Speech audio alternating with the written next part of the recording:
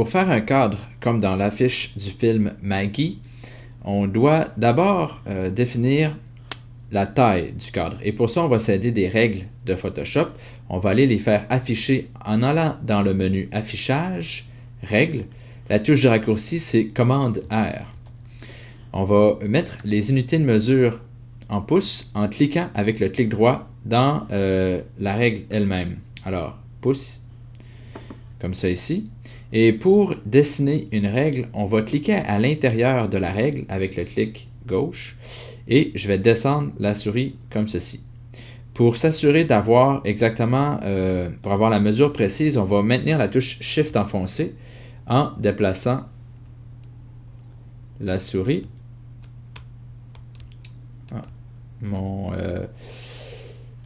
enregistreur d'écran crée un conflit avec le raccourci dans Photoshop, mais dans votre cas, ça devrait fonctionner. Donc, j'appuie sur la touche Shift et je place le tout à 0.5 pouces. Ça peut être plus, ça peut être moins. Là, il va falloir que vous regardiez votre référence.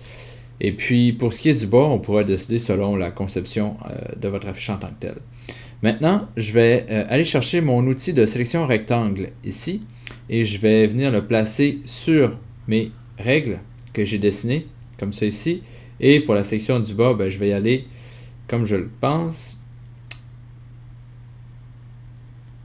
comme ça. Alors maintenant, vous avez sélectionné une section. Ce qu'on veut faire, c'est inverser notre sélection parce qu'on veut sélectionner ce qu'on va cacher. Alors, je vais aller cliquer ici dans mon menu sélection. Je vais intervertir la sélection. Et maintenant, lorsque j'ai une sélection active, ce que je peux faire, c'est tout simplement dessiner à l'intérieur de mon affiche. Et lorsqu'on a une sélection active, tout ce que je fais va être limité à cette zone.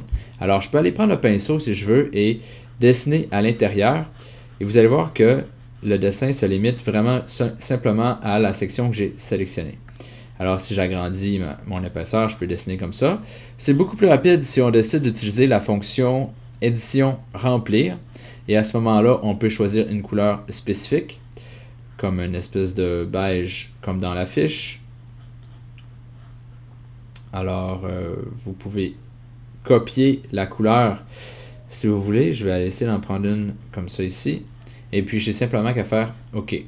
Alternativement, on peut utiliser les touches raccourcis Alt et Effacer pour remplir rapidement l'intérieur de notre sélection avec les couleurs qui sont ici sélectionnées en premier plan et en arrière-plan, que je peux modifier encore une fois de cette manière-là. Donc, c'est vraiment comme ça qu'on va faire notre cadre.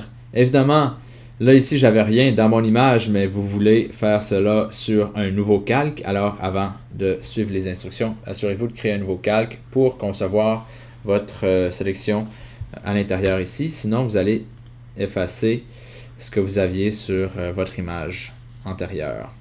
Voilà.